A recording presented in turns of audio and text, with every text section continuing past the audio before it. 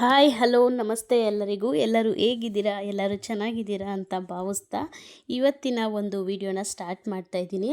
So ಇವತ್ತು ಯಾವುದೇ ರೀತಿ ವ್ಲಾಗ್ನ ತೊಗೊಂಡು ಬಂದಿಲ್ಲ. ಸೊ ಒಂದು ರೆಸಿಪಿ ಜೊತೆ ಬಂದಿದ್ದೀನಿ. ಏನು ರೆಸಿಪಿ ಅಂತ ಕೇಳೋದಾದರೆ, ನುಗ್ಗೆ ಸೊಪ್ಪಿನ ಬಸ್ಸಾರು ಮತ್ತು ಪಲ್ಯ ಕಹಿ ಇಲ್ಲದೆ ಹೇಗೆ ಮಾಡೋದು ಅಂತ ಹೇಳ್ಬಿಟ್ಟು ನಾನಿವತ್ತು ನಿಮಗೆ ತೋರಿಸ್ಕೊಡ್ತೀನಿ. ಸೊ ತುಂಬ ಟೇಸ್ಟಿಯಾಗಿರುತ್ತೆ. ಬಿಸಿ ಬಿಸಿ ಮುದ್ದೆ ಜೊತೆ ತಿಂತಾಯಿದ್ರೆ ಹೆಂಗಿರುತ್ತೆ ಗೊತ್ತಾ? ಸ್ವಲ್ಪನೂ ಕಹಿ ಇಲ್ದಂಗೆ ಹೆಂಗೆ ಮಾಡೋದು ಅಂತ ಹೇಳ್ಬಿಟ್ಟು ನಾನು ತೋರಿಸ್ಕೊಡ್ತೀನಿ. ಒಂದು ತಪ್ಪಲೆ ಇಟ್ಕೊಂಡು ಆ ತಪ್ಪಲಿಗೆ ಸ್ವಲ್ಪ ಬೇಳೆನ ಹಾಕ್ಕೋಬೇಕು. ಬೇಳೆನ ಹಾಕ್ಕೊಂಡು ಸ್ವಲ್ಪ ನೀರು ಹಾಕ್ಕೊಂಡು ನೀಟಾಗಿ ಬೇಳೆನ ವಾಶ್ ಮಾಡ್ಕೋಬೇಕು. ತಪ್ಪಲಿಲಾದರೂ ಬೇಯಿಸ್ಕೋಬೋದು, ಇಲ್ಲಾಂದರೆ ಕುಕ್ಕರಲ್ಲಾದರೂ ಇಟ್ಕೋಬೋದು. ಏನಕ್ಕಂದರೆ ಕುಕ್ಕರಲ್ಲಾದರೆ ಸ್ವಲ್ಪ ಬೇಳೆ ಎಲ್ಲ ಫುಲ್ಲು ಸ್ಮ್ಯಾಶ್ ಆಗಿಬಿಡುತ್ತೆ, ಬಾಯಿಗೆ ಸಿಗಲ್ಲ. ಬಾಯಿಗೆ ಸಿಕ್ಕಿದ್ರೆ ಚೆಂದ ಸೊಪ್ಪು ಜೊತೆಗೆ ಅಂತ ಹೇಳ್ಬಿಟ್ಟು ನಾನು ತಪ್ಪಲಿನೇ ಬೇಯಿಸ್ಕೊತಾ ಇದ್ದೀನಿ. ನೀಟಾಗಿ ಬೇಳೆ ಎಲ್ಲ ತೊಳ್ಕೊಂಡು ಚೆನ್ನಾಗಿರೋ ನೀರನ್ನ ಹಾಕ್ಕೊಂಡು ಒಲೆ ಮೇಲೆ ಬೇಯೋದಕ್ಕೆ ಇಟ್ಕೋತೀನಿ. ಸ್ವಲ್ಪ ಒಂದು ಅರ್ಧ ಭಾಗ ಬೇಳೆ ಬೆಂದಿದೆ ಅಂತ ಅನ್ನೋವಾಗ ಸೊಪ್ಪೆಲ್ಲ ಬಿಡಿಸಿ ಇಟ್ಕೊಂಡಿರ್ತೀವಲ್ವ, ನೀಟಾಗಿ ಸೊಪ್ಪನ್ನೆಲ್ಲ ವಾಶ್ ಮಾಡಿಕೊಂಡು ಆಮೇಲೆ ಅದರ ನಂತರ ಬೇಯ್ತಿರೋ ಬೇಳೆ ಒಳಗಡೆ ಸೊಪ್ಪನ್ನ ಹಾಕ್ಕೋಬೇಕು. ಜಸ್ಟ್ ಒಂದು 5ರಿಂದ 6 ನಿಮಿಷ ಸೊಪ್ಪು ಬೆಂದರೆ ಸಾಕು. ಮತ್ತು ಇನ್ನೊಂದು ಏನಂದರೆ, ನುಗ್ಗೆ ಸೊಪ್ಪು ಎಲೆಗಳು ತುಂಬ ತಿಕ್ಕಾಗಿರುತ್ತೆ, ದಪ್ಪಕ್ಕಿರುತ್ತೆ. ಸೊ ಸ್ವಲ್ಪ ಜಾಸ್ತಿ ಹೊತ್ತೇ ಬೇಯಿಸ್ಕೊಂಡಷ್ಟು ಚೆಂದ. ನಾವೇನಾದರೂ ಕುಕ್ಕರಲ್ಲಿ ಏನಾದರೂ ಹಾಕ್ತೀವಿ ತಪ್ಪಲಿಲಿ, ನಮಗೆ ಅಷ್ಟು ಗೊತ್ತಾಗಲ್ಲ ಅಂತ ಹೇಳಿದ್ರೆ ಜಸ್ಟ್ ಬೇಳೆ ಮತ್ತು ನುಗ್ಗೆ ಸೊಪ್ಪು ಎರಡನ್ನೂ ಹಾಕ್ಕೊಂಡು ಜಸ್ಟ್ ಒಂದೇ ಒಂದು ಕೂಗಿಸ್ಕೊಂಡ್ರೆ ಸಾಕು, ಕರೆಕ್ಟಾಗಿ ಹದವಾಗಿ ಬೇಯುತ್ತೆ ಅಂತಲೇ ಹೇಳ್ಬೋದು. ನಾನು ತಪ್ಪಲೇ ಟ್ರೈ ಮಾಡೋಣ ಅಂತ ಹೇಳ್ಬಿಟ್ಟು ಫಸ್ಟ್ ಟೈಮ್ ತಪ್ಪಲಿಲಿ ಟ್ರೈ ಮಾಡ್ತಾ ಇರೋದು. ಸೊ ಆವಾಗ ಒಂದು ಅರ್ಧ ಭಾಗ ಬೆಂದಿದ್ರೆ ಆವಾಗ ನಾವು ಹಾಕ್ಕೊಂಡ್ರೆ ನೀಟಾಗಿ ಎರಡು ಹದವಾಗಿ ಬೇಯುತ್ತೆ ಅಂತ ಹೇಳ್ಬೋದು. ಆಮೇಲೆ ನೀರು ಸಪ್ರೇಟು ಮತ್ತು ಪಲ್ಯಕ್ಕೆ ಕಾಳು ಮತ್ತು ಸೊಪ್ಪು ಸಪ್ರೇಟು ಎತ್ತಿಟ್ಕೋಬೇಕು ಸೋರು ಹಾಕ್ಕೊಂಡು. ಅದಾದಮೇಲೆ ಒಂದು ತವ ಇಟ್ಕೊಂಡು, ಈಗ ಮಸಾಲೆಗೆ ಏನೇನು ಬೇಕು ಅಂತ ನೋಡ್ಕೊಳ್ಳೋಣ. ಒಂದು ತವ ಇಟ್ಕೊಂಡು ಒಂದು ತವ ಮೇಲೆ ಜಸ್ಟ್ ಒಂದು ಅರ್ಧ ಸ್ಪೂನಷ್ಟು ಆಯಿಲ್ನ ಹಾಕ್ಕೊಂಡು ಒಣಗಿದ ಮೆಣಸಿನ್ಕಾಯಿನ ಪೂರ್ತಿ ಸ್ವಲ್ಪ ಕಪ್ಪಗಾಗೋ ತನಕ ಹುರ್ಕೋಬೇಕು. ಜಾಸ್ತಿ ಸೀಸಕ್ಕೆ ಹೋಗಬೇಡಿ, ಮೆಣಸಿನ್ಕಾಯಲ್ಲೇ ಟೇಸ್ಟ್ ಇರೋದು ಅದು ಸಾಂಬಾರು. ಏನಾದರೂ ಸೀಸ್ಬಿಟ್ರೆ ಅದು ಫುಲ್ಲು ಸೀದೋಗಿರೋ ಸ್ಮೆಲ್ ಬರುತ್ತೆ ಸಾಂಬಾರು. ಸೊ ನೀಟಾಗಿ ನೋಡಿಕೊಂಡು ಒಂದು ಹದವಾಗಿ ಹುರ್ಕೊಳ್ಳಿ ಅಂತ ಹೇಳ್ತೀನಿ. ಅದಾದಮೇಲೆ ಸ್ವಲ್ಪ ತಣ್ಣಗಾಗೋಕ್ಕೆ ಬಿಟ್ಬಿಡೋಣ. ಅದಾದಮೇಲೆ ಪಲ್ಯಕ್ಕೆ ರೆಡಿ ಮಾಡ್ಕೊಳ್ಳೋಣ. ಅದು ಅಷ್ಟೊತ್ತಿಗೆ ತಣ್ಣಗಾಗುತ್ತೆ ಮೆಣಸಿನ್ಕಾಯಿ. ಒಂದು ಬಾಣಲಿ ತೊಗೊಂಡು 2ರಿಂದ 3 ಟೇಬಲ್ ಸ್ಪೂನ್ ಆಗುವಷ್ಟು ಎಣ್ಣೆ ಹಾಕ್ಕೊಂಡು ಅದಕ್ಕೆ ಸ್ವಲ್ಪ ಸಾಸಿವೆ, ಒಂದು 3ರಿಂದ 4 ಹಸಿಮೆಣಸಿನ್ಕಾಯಿ, ಒಂದು ದಪ್ಪ ಗಾತ್ರದ 1 ಈರುಳ್ಳಿ ಆದರೆ ಸಾಕು, ಚಿಕ್ಕ ಚಿಕ್ಕ ಸೈಜ್ ಆದರೆ 2 ಈರುಳ್ಳಿ ಆದರೆ ಸಾಕು.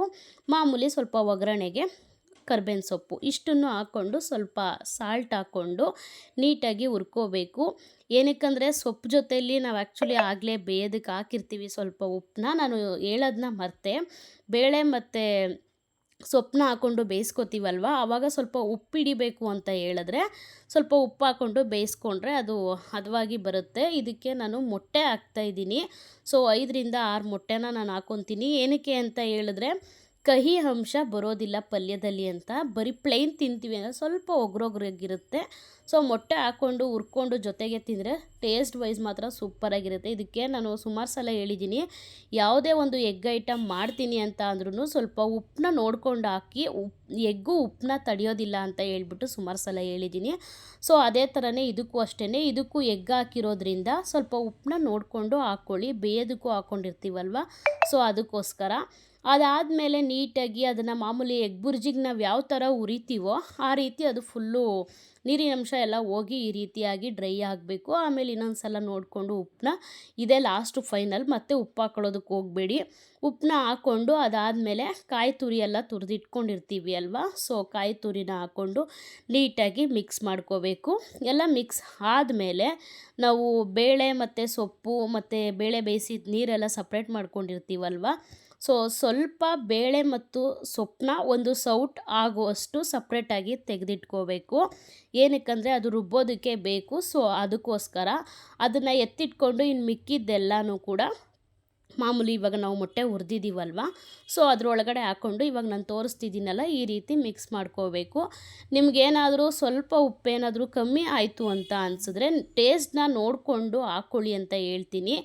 ಹಾಕ್ಕೊಂಡು ನೀಟಾಗೆ ಮಿಕ್ಸ್ ಮಾಡಿಬಿಟ್ಟು ಸೊ ಒಂದು 10 ನಿಮಿಷ ಇಲ್ಲ ಒಂದು 6ರಿಂದ 7 ನಿಮಿಷ ಸಣ್ಣ ಉರಿಯಲ್ಲಿ ಬೇಯಿಸಿದ್ರೆ ಅದು ನುಗ್ಗೆ ಸೊಪ್ಪು ಇನ್ನೂ ನೀಟಾಗಿ ಬೇಯುತ್ತೆ.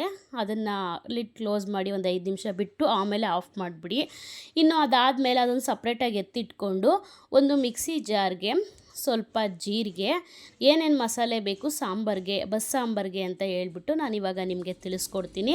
ಸ್ವಲ್ಪ ಜೀರಿಗೆ, ಒಂದು ಸ್ವಲ್ಪ ಮೆಣಸನ್ನ ಸ್ವಲ್ಪ ಕಮ್ಮಿನೇ ಹಾಕ್ಕೊಳ್ಳಿ. ಜಾಸ್ತಿ ಏನಾದ್ರು ಇತ್ತು ಅಂದರೆ ಸಾಂಬಾರು ಪೂರ್ತಿ ಅದದೇ ಸ್ಮೆಲ್ ಇರುತ್ತೆ. ಸೊ ಅದಕ್ಕೋಸ್ಕರ ಒಂದು ದೊಡ್ಡ ಗಾತ್ರದ ಒಂದು ಈರುಳ್ಳಿ, ಚಿಕ್ಕದಾದರೆ 2 ಈರುಳ್ಳಿ ಹಾಕ್ಕೊಳ್ಳಿ. ಸೊ ಈರುಳ್ಳಿ ಹಾಕೊಂಡಾದಮೇಲೆ ಒಂದು ಗೆಂಡೆ ಇಲ್ಲಾಂದರೆ 1.5 ಗೆಂಡೆ ಬೆಳ್ಳುಳ್ಳಿನ ಬಿಡಿಸಿ ಸಿಪ್ಪೆ ಸಮೇತ ಹಾಕಿದ್ರೂ ಸರಿಯೇ, ಸಿಪ್ಪೆ ಬಿಡಿಸಿ ಹಾಕಿದ್ರೂ ಸರಿಯೇ. ನಾನು ಯಾವುದೇ ಅಡುಗೆಗೂ ಆದ್ರೂ ಅಷ್ಟೇ ಸಿಪ್ಪೆನ ಬಿಡಿಸೋದಿಲ್ಲ. ಸಿಪ್ಪೆಲೇ ಟೇಸ್ಟ್ ಇರೋದು. ಸಿಪ್ಪೆ ಬಿಡಿಸ್ಬಿಟ್ಟ ನಿಜವಾಗ್ಲೂ ಚೆನ್ನಾಗಿರಲ್ಲ. ಸುಮಾರು ಜನ ಸಿಪ್ಪೆ ಎಲ್ಲ ಬಿಡಿಸ್ತಾರೆ. ಈ ಶುಂಠಿ ಬೆಳ್ಳುಳ್ಳಿ ಪೇಸ್ಟ್ ಮಾಡಬೇಕಾದ್ರೂ ಅಷ್ಟೇ ಶುಂಠಿ ಎಲ್ಲ ನೀಟಾಗಿ ಒರೆದ್ಬಿಟ್ಟು ಮಾಡ್ತಾರೆ. ಶುಂಠಿ ಸಿಪ್ಪೆ ಸಮೇತ ಹಾಕಿದ್ರೇ ಒಳ್ಳೆಯದು. ಸೊ ನಾನು ಅದನ್ನು ಫಾಲೋ ಮಾಡ್ತೀನಿ, ನಿಮಗೂ ಅದನ್ನು ಹೇಳ್ತಾ ಇದ್ದೀನಿ ಅಷ್ಟೇನೆ. ಸೊ ಬೆಳ್ಳುಳ್ಳಿ ಹಾಕಿ ಆದಾದಮೇಲೆ ಒಂದು ಸ್ವಲ್ಪ ಕಾಯಿ ತುರಿನ ಹಾಕ್ಕೋಬೇಕು. ನಾನು ಕಾಯಿನ ಹಚ್ಚಿಟ್ಕೊಂಡಿದ್ದೆ, ಸೊ ಹಾಕ್ಕೊಂಡಿದ್ದೀನಿ. ಆಮೇಲೆ ನಾನು ಆಗಲೇ ಹೇಳಿದ್ನಲ್ಲ ಬೇಳೆ ಮತ್ತು ಸೊಪ್ಪು ಎತ್ತಿಟ್ಕೊಂಡಿರೋದು ಬೇಯಿಸಿರೋದು, ಅದನ್ನು ಕೂಡ ಇದಕ್ಕೆ ನಾನು ಆ್ಯಡ್ ಮಾಡ್ಕೋತಾ ಇದ್ದೀನಿ. ಅದಾದಮೇಲೆ ಸ್ವಲ್ಪ ಉಪ್ಪು ಹಾಕಂಗಿದ್ರೆ ಇದಕ್ಕೆ ಹಾಕ್ಬೋದು. ಇಲ್ಲ ಸಾಂಬಾರಿಗೆ ನಾನು ಡೈರೆಕ್ಟಾಗಿ ಆ್ಯಡ್ ಮಾಡ್ತೀನಿ ಅನ್ನಂಗಿದ್ರೆ ಸಾಂಬಾರಿಗೂ ಕೂಡ ಡೈರೆಕ್ಟಾಗಿ ಬೇಕಿದ್ರೆ ಆ್ಯಡ್ ಮಾಡ್ಕೋಬೋದು. ಅದಾದಮೇಲೆ ಸ್ವಲ್ಪ ಒಣಗಿದ ಮೆಣಸಿನ್ಕಾಯಿ ಎಲ್ಲ ತಣ್ಣಗಾಗಿದೆ ಅಲ್ವಾ, ಸೊ ಅದನ್ನು ತೆಗೆದು ಮಿಕ್ಸಿ ಜಾರ್ ಒಳಗಡೆ ಹಾಕ್ಕೊಂಡು ಒಂದೇ ಒಂದು ಟೊಮೊಟೊನ ಹಾಕ್ಕೋಬೇಕು. ಸ್ವಲ್ಪ ಕೊತ್ತಂಬರಿ ಸೊಪ್ಪು, ಟೊಮೊಟೊನ ಬೇಯೋದಕ್ಕೆ ಇಟ್ಕೊಂಡ್ರೂ ಆಗುತ್ತೆ, ಇಲ್ಲ ಡೈರೆಕ್ಟಾಗಿ ಹಸಿ ಟೊಮೊಟೊ ಹಾಕ್ಕೊಂಡ್ರೂ ಆಗುತ್ತೆ. ಸಾಂಬಾರು ಪುಡಿ ಮಾಮೂಲಿ ನೀವೇನು ಮನೇಲಿ ಸಾಂಬಾರು ಪೌಡರ್ ಯೂಸ್ ಮಾಡ್ತೀರಾ, ಸೊ ಅದನ್ನು ಇದಕ್ಕೆ ಆ್ಯಡ್ ಮಾಡಿಬಿಟ್ಟು ಒಂದು ಸ್ವಲ್ಪ ನೀರು ಹಾಕ್ಬಿಟ್ಟು ನೀಟಾಗಿ ನುಣ್ಣಗೆ ರುಬ್ಕೊಬರಬೇಕು. ನುಣ್ಣಗೆ ರುಬ್ಬಿದ್ರೇ ಸಾಂಬಾರು ಚೆನ್ನಾಗಿರೋದು. ಏನಾದರೂ ಸ್ವಲ್ಪ ಸಿಪ್ಪೆ ಥರ ಏನಾದರೂ ಇತ್ತು ಅಂದರೆ ಚೆನ್ನಾಗಿರಲ್ಲ. ಸೊ ಅದೆಲ್ಲ ಆದಮೇಲೆ ನೆಕ್ಸ್ಟು ಮಸಾಲೆ ಸಪ್ರೇಟಾಗಿ ಎತ್ತಿಟ್ಕೊಂಡ್ಬಿಟ್ಟು ಒಂದು ನಾವೇನು ಸಾಂಬಾರು ಮಾಡ್ತೀವೋ ಆ ತಪ್ಪಲಿನ ಇಟ್ಕೊಂಡು ಒಲೆ ಮೇಲೆ ಸ್ವಲ್ಪ ಒಂದು 2ರಿಂದ 3 ಟೇಬಲ್ ಸ್ಪೂನ್ ಆಯಿಲ್ನ ಹಾಕ್ಕೊಂಡು ಅದಕ್ಕೆ ಸ್ವಲ್ಪ ಸಾಸಿವೆ ಹಾಕ್ಕೊಂಡು ಕರ್ಬೇವಿನ ಸೊಪ್ಪು ಮತ್ತು ಒಣಗಿದ ಮೆಣಸಿನ್ಕಾಯಿ, ಇದು ಆಲ್ಮೋಸ್ಟ್ ಎಲ್ಲರಿಗೂ ಗೊತ್ತಿರೋದೆ. ಒಗ್ಗರಣೆಗೆ ಏನೇನು ನಾವು ಹಾಕ್ತೀವಿ ಸೊ ಅದನ್ನು ಹಾಕ್ಕೊಂಡು ರುಬ್ಬಿರೋ ಮಸಾಲೆನ ಹಾಕ್ಕೊಂಡು ಸ್ವಲ್ಪ ಹಸಿ ವಾಸನೆ ಹೋಗೋ ತನಕನೂ ಸ್ವಲ್ಪ ಫ್ರೈ ಮಾಡಬೇಕು. ಅದಾದಮೇಲೆ ನಮಗೆ ನೀರು ಎಷ್ಟು ಬೇಕೋ ಅಷ್ಟನ್ನ ಆ್ಯಡ್ ಮಾಡ್ಕೋಬೇಕು. ಆ್ಯಡ್ ಮಾಡಿಕೊಂಡು ಎಷ್ಟು ಗಟ್ಟಿ ಬೇಕು ಎಷ್ಟು ತೆಳು ಬೇಕು ನೋಡಿಕೊಂಡು ಆ್ಯಡ್ ಮಾಡ್ಕೋಬೇಕು. ಆ್ಯಡ್ ಮಾಡಿಕೊಂಡು ಲಾಸ್ಟಲ್ಲಿ ಉಪ್ಪನ್ನ ಸೇರಿಸ್ಕೊಂಡ್ರೆ ಟೇಸ್ಟನ್ನ ನೋಡಿಕೊಂಡು ಉಪ್ಪನ್ನ ಸೇರಿಸ್ಕೊಳ್ಳಿ. ಅದಾದಮೇಲೆ ಒಂದು 2 ಕುದಿ ಬರೋ ತನಕ ಬಿಟ್ಟು ಆಮೇಲೆ ಆಫ್ ಮಾಡಿದ್ರೆ ಸಾರು ಮಾತ್ರ ತುಂಬ ಚೆನ್ನಾಗಿರುತ್ತೆ. ಸಾಂಬಾರು ನಿಜವಾಗ್ಲೂ ಯಾವುದೇ ರೀತಿ ಕಹಿ ಇರಲ್ಲ. ಮತ್ತು ಇನ್ನೊಂದು ಏನಂದರೆ ನೀವು ಒಂದು ದಿನ ಮಾಡಿದ ಬಸ್ಸಾರು ಅವತ್ತೇ ಖಾಲಿ ಮಾಡಿದ್ರೆ ಓಕೆ, ಇನ್ನೊಂದು ಸ್ವಲ್ಪ ಉಳೀತು ಎಸಿಯೋದಕ್ಕೆ ಮನ್ಸು ಬಂದಿಲ್ಲ, ಸೊ ಇಟ್ಕೊಂಡು ನಾನು ಯೂಸ್ ಮಾಡ್ತೀನಿ ಇವತ್ತು ಕೂಡ ಅದನ್ನೇ ಊಟ ಮಾಡ್ತೀನಿ ಅನ್ನೋ ಥರ ಇದ್ದರೆ ಸ್ವಲ್ಪ ಮಾತ್ರ ಒಗರು ಬರುತ್ತೆ. ನಾವೆಷ್ಟು ಬೇಯಿಸ್ಕೊಂಡು ತಿಂತೀವೋ ಅಷ್ಟು ಒಗರು ಬರುತ್ತೆ ಅಂತ ಹೇಳ್ಬೋದು ನುಗ್ಗೆ ಸೊಪ್ಪು. ಸೊ ಫಸ್ಟ್ ಡೇನೇ ಅದನ್ನು ಆದಷ್ಟು ಕಡಿಮೆನೇ ಮಾಡಿಕೊಂಡು ಖಾಲಿ ಮಾಡಿ ಅಂತ ಹೇಳ್ತೀನಿ. ಮತ್ತು ಅದನ್ನು ತಿನ್ನೋಕ್ಕೆ ಹೋದರೆ ಅದು ಸ್ವಲ್ಪ ಒಗರಾಗುತ್ತೆ. ಸೊ ಅದರಿಂದ ನೀಟಾಗಿ ಮಾಡಿ ಮುಗಿಸ್ಕೋಬೋದು. ಈಸಿಯಾಗೂ ಇದೆ. ಬಸ್ಸಾರು ಅಂತ ಹೇಳಿದ್ರೆ ಒಬ್ಬರು ತುಂಬ ಕೆಲಸ ಅಂತ ಹೇಳ್ತಾರೆ. ಸೊ ಏನೂ ಇಲ್ಲ, ಆರಾಮಾಗಿ ಮಾಡಿದ್ರೆ ಎಲ್ಲ ಕೆಲಸನೂ ಈಸಿಯಾಗೇ ಆಗುತ್ತೆ. ಸೊ ನೋಡ್ತಾ ಇರ್ಬೋದು ಇವಾಗ ನೀವು ಕುದೀತಾ ಇದೆ ಸಾಂಬಾರು. ಒಂದು 2ರಿಂದ 3 ಕುದಿ ಬಂದರೆ ಸಾಕು. ಮುಚ್ಚಳನ ಮುಚ್ಚಿಬಿಟ್ಟು ಸಣ್ಣ ಉರಿ ಮಾಡಿಬಿಟ್ಟು ಆಮೇಲೆ ಆಫ್ ಮಾಡಿಬಿಡಿ. ಒಂದು 5 ನಿಮಿಷ ಬಿಟ್ಟು ಬಿಸಿ ಮುದ್ದೆ ಜೊತೆ ಬಸ್ಸಾಂಬಾರು ಜೊತೆಗೆ ಪಲ್ಯ ಇತ್ತು ಅಂದರೆ ಎಷ್ಟು ಚೆನ್ನಾಗಿರುತ್ತೆ ಗೊತ್ತಾ. ಸೊ ಒಂದು ಸಲ ಟ್ರೈ ಮಾಡಿ ನೋಡಿ. ಈ ವಿಡಿಯೋ ಏನಾದರೂ ನಿಮಗೆ ಇಷ್ಟ ಆಗಿದರೆ ದಯವಿಟ್ಟು ಒಂದು ಲೈಕ್ ಮಾಡಿ. ನಿಮ್ಮ ಏನೇ ಒಂದು ಅಭಿಪ್ರಾಯಗಳಿತ್ತು ಅಂದರೆ ನನಗೆ ಕಮೆಂಟ್ ಬಾಕ್ಸಲ್ಲಿ ತಿಳಿಸಿ. ಮತ್ತು ಇನ್ನೊಂದೇನೆಂದರೆ ಯಾರಾದರೂ ಹೊಸ್ದಾಗಿ ನನ್ನ ಚಾನಲ್ನ ನೋಡ್ತಿದ್ರೆ ದಯವಿಟ್ಟು ಸಬ್ಸ್ಕ್ರೈಬ್ ಮಾಡ್ಕೊಂಡು ನೋಡಿ. ಇವತ್ತಿನ ಈ ವಿಡಿಯೋನ ನಾನು ಇಲ್ಲಿಗೆ ಎಂಡ್ ಮಾಡ್ತಾಯಿದ್ದೀನಿ. ಮತ್ತೆ ನಾಳೆ ವಿಡಿಯೋದಲ್ಲಿ ಭೇಟಿ ಆಗೋಣ. Thank you for watching. Bye.